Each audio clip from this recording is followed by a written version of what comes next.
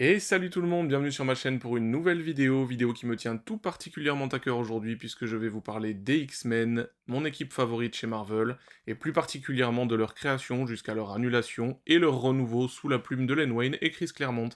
J'espère que ça vous plaira, si c'est le cas n'hésitez pas à mettre un petit pouce bleu, à vous abonner si c'est pas déjà fait, et à commenter, je vous lirai et vous répondrai avec grand plaisir. Sans plus attendre, on va remonter un petit peu le temps pour comprendre dans quel contexte éditorial les X-Men ont vu le jour. Nous sommes en avril 1938, lorsque dans les pages d'Action Comics numéro 1, le concept du super-héros prend son envol avec l'arrivée tonitruante de Superman. Les ventes explosent, et bien entendu, ce nouveau marché attise la convoitise. En 1939, Martin Goodman, alors éditeur de Pulps, fonde au sein de sa compagnie Timely Publications, qui deviendra plus tard Timely Comics, pour essayer de profiter de l'élan créé par Action Comics et l'Homme d'Acier. Ainsi, il publie Marvel Comics numéro 1, dans lequel apparaissent entre autres la Torche Humaine originale, Jim Hammond, créé par Carl Burgos, et Namor the Submariner, imaginé lui par Bill Everett. Beaucoup d'autres héros sont créés sous la plume des auteurs et artistes de chez Timely au fil des années, dont l'un des plus marquants fut évidemment notre bon vieux Captain America sorti de l'imagination de Joe Simon et Jack Kirby en décembre 1940. Faisons maintenant un petit bond en avant jusqu'en 1957. Martin Goodman décide de confier la distribution de ses titres à American News Company, qui cessera brutalement toute activité quelques mois plus tard. Goodman, alors dans une situation d'urgence, se voit contraint de trouver un accord avec Independent News Company, société de distribution appartenant à National Periodical Publications, qui n'est autre que la maison mère de son principal concurrent, National Comics, qui deviendra plus tard DC Comics.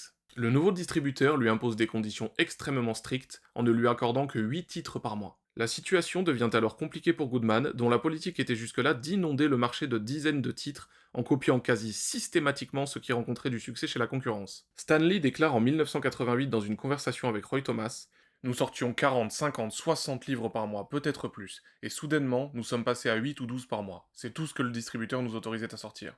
On imagine bien que ça a dû nécessiter une sacrée réorganisation. Quelques années compliquées s'ensuivent. Puis, en 1961, devant le succès de DC et de sa toute nouvelle équipe super-héroïque, Martin Goodman, fidèle à ses habitudes, demande à Stan Lee et Jack Kirby de créer une équipe de super-héros pour surfer sur la vague de la Justice League of America.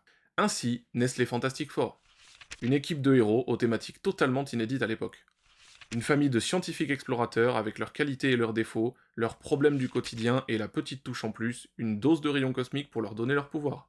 Succès immédiat pour la famille fantastique qui mène Stanley et sa clique à vouloir développer un univers autour des fondations ainsi posées. C'est dans cette optique que Martin Goodman demande à nouveau à Stan Lee de s'inspirer d'une série à succès, cette fois-ci la leur, Fantastic Four. Et c'est ainsi, on y arrive enfin, que les X-Men voient le jour. Stan Lee voulait au départ nommer sa série The Mutants, mais Martin Goodman, estimant que le terme mutant ne serait pas compris par le public, refuse.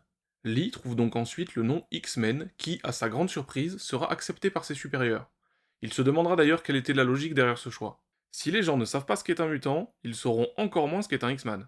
Le nom X-Men fait évidemment référence à la première lettre du nom de leur leader, le professeur Charles Xavier, un puissant mutant télépathe, mais aussi au fait que ces jeunes mutants ont quelque chose que les humains ordinaires n'ont pas, un extra power.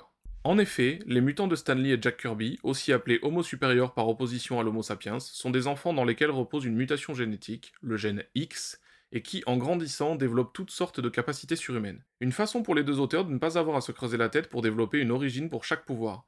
Stanley admettra d'ailleurs avoir choisi la solution de facilité pour la création des X-Men. Ils ont des pouvoirs parce qu'ils sont mutants, et hop, pas besoin de plus d'explications. Pratique, non? L'histoire des X-Men commence donc avec le professeur Charles Xavier ayant fondé l'école Xavier pour jeunes surdoués dans le but d'aider les mutants à accepter et à maîtriser leurs pouvoirs. Dans le premier numéro, nous retrouvons ainsi en plus du professeur X une équipe de 5 mutants comprenant Scott Summers alias Cyclope, Hank McCoy alias le Fauve, Jean Grey alias Marvel Girl, Bobby Drake alias Iceberg et Warren Worthington III alias Angel. En plus d'aider les jeunes mutants à dompter leurs pouvoirs, Charles Xavier a pour principal objectif l'intégration et l'acceptation de la mutanité dans la société humaine. Il est persuadé que les mutants et les humains peuvent vivre en harmonie. C'est pour cette raison qu'il crée les X-Men, une équipe de super-héros censée aider les humains et gagner leur confiance pour permettre une cohabitation apaisée. Mais il existe des mutants aux objectifs et aux méthodes bien plus discutables. Introduit dès le premier épisode, Max Eisenhart ou Eric Lencher alias Magneto estime par exemple que l'Homo supérieur, en tant que prochaine étape de l'évolution humaine, devrait dominer et remplacer l'Homo sapiens. Ces méthodes sont violentes, extrêmes. On apprendra plus tard sous la plume de Chris Claremont que Magneto est en fait un survivant de l'Holocauste, et que, traumatisé par ces événements, il cherche avant tout à empêcher l'humanité de faire subir le même traitement aux mutants. Mais pour l'instant, il est surtout présenté comme un grand mégalomane, violent et avide de pouvoir. Et c'est avec tout ce beau monde que commencent les aventures des X-Men. Le premier numéro nous plonge dans le vif du sujet avec une scène d'entraînement dans la bien connue des fans, Salle des Dangers. Une pièce bardée de pièges et obstacles conçue pour permettre aux X-Men de s'entraîner. C'est Jack Kirby qui a eu l'idée de la Danger Room. J'ai trouvé l'idée excellente parce qu'elle nous permettait toujours de commencer par une scène d'action si besoin, racontera Stanley. Lors de cette séance d'entraînement, on entreaperçoit une petite partie du caractère de chacun des adolescents de l'équipe, ainsi que de légères rivalités, notamment entre Bobby, le cancre, et Hank, très sensible à ses provocations. Après le passage de chacun des garçons dans la salle des dangers, arrive le dernier personnage de cette première itération de l'équipe, Jean Grey. Jolie jeune femme à la chevelure rousse et au pouvoir télékinésique puissant, Jean devient vite le centre de leur attention et une compétition pour s'attirer ses faveurs commence immédiatement. Mais elle est tout de suite présentée comme forte et indépendante et recadre sans attendre Hank qui tentait de lui voler un baiser en le faisant voltiger avec son pouvoir. Scène qui ne manquera pas de faire rire ses camarades d'ailleurs. Et c'est assez vite ensuite qu'intervient le vilain du premier numéro, à savoir, comme je le disais plus tôt, Magneto, le maître du magnétisme. Pour prouver la supériorité des mutants, il décide de faire une démonstration de son pouvoir en détruisant un projet top secret de fusée et en prenant le contrôle de la base militaire de Cap Citadel. Ce qui nous mène inévitablement vers le premier de nombreux affrontements entre les X-Men et leur antagoniste le plus populaire. Pour leur première mission, les jeunes mutants font preuve de courage et d'esprit d'équipe. Ils défont Magneto, qui se voit contraint de fuir. Les X-Men font ainsi leur entrée dans la cour des grands et se révèlent à l'humanité pour le meilleur et pour le pire.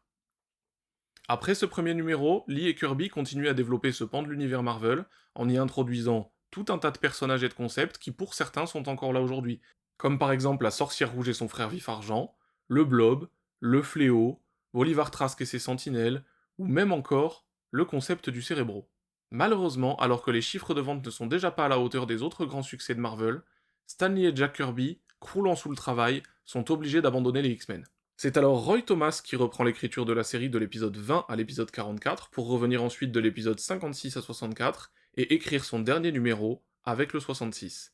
Entre ces deux passages, c'est Arnold Drake qui écrit la série et qui introduit d'ailleurs deux personnages importants, à savoir Lorna Dane, alias Polaris, et Alex Summers, le frère de Scott. Malgré une tentative de moderniser les personnages avec des nouveaux costumes et une hausse des ventes avec les numéros dessinés par Neil Adams, les chiffres ne sont toujours pas à la hauteur des attentes de Marvel. En résulte un arrêt de la série en 1970, après le 66e numéro. Il y a bien eu des numéros 67 à 93, mais il s'agissait uniquement de réimpressions de précédentes histoires. Pourtant, dans ces 66 numéros, beaucoup d'éléments forts des X-Men sont déjà là.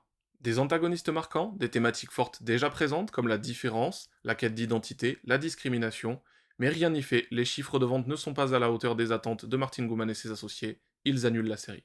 Mais en 1975, tout change lorsque Len Wein et Dave Cockrum se voient confier la tâche de relancer les X-Men par un Roy Thomas, alors éditeur en chef chez Marvel. Marvel, voyant que les ventes à l'international se portent bien, décide qu'il est peut-être temps de faire du pied au lectorat étranger. Il est alors demandé à Len Wein de mettre en place une équipe des X-Men plus internationale et hétéroclite. Ainsi sont créés Ororo Monroe alias Storm, d'origine kenyane, Piotr Rasputin alias Colossus, russe, Kurt Wagner alias Diablo, allemand, John Proudstar alias Thunderbird, amérindien, auquel s'ajoute pour compléter l'équipe Wolverine, créé l'année d'avant par Len Wein sur demande de Roy Thomas pour plaire au lectorat canadien, Sean Cassidy alias le Hurleur, et enfin Shiro Yoshida alias Sunfire d'origine japonaise. Tout ça dirigé par l'éternel leader des X-Men, Cyclope, de retour pour cimenter le groupe. En plus de la diversité culturelle de la nouvelle équipe, l'autre changement majeur est qu'il ne s'agit plus d'adolescents, mais bel et bien d'adultes accomplis, plus expérimentés et avec une maîtrise de leur pouvoir nettement supérieure. C'est donc dans le cultissime Giant Size X-Men que cette nouvelle équipe voit le jour. Les anciens X-Men sont retenus captifs sur l'île vivante de Krakoa, qui à cette époque-là est un antagoniste, et qui deviendra beaucoup plus importante bien des années plus tard. L'équipe formée pour l'occasion est donc envoyée pour les secourir, et bien sûr, suite à de nombreuses péripéties, tout est bien qui finit bien. Les anciens X-Men se séparent, et la nouvelle ère commence. Les ventes de Giant Size X-Men sont excellentes, Marvel relance donc la série comme prévu, en reprenant la numérotation là où elle s'était arrêtée après les réimpressions. Pour faire suite à ce Giant Size, c'est le duo Chris Claremont-Dave Cockrum qui est désigné. Ils officieront du numéro 94 à 107 sur la série. Après quoi, c'est John Byrne qui accompagnera Claremont pendant plus ou moins 4 ans, dans ce qui constitue encore aujourd'hui l'une des meilleures périodes des X-Men.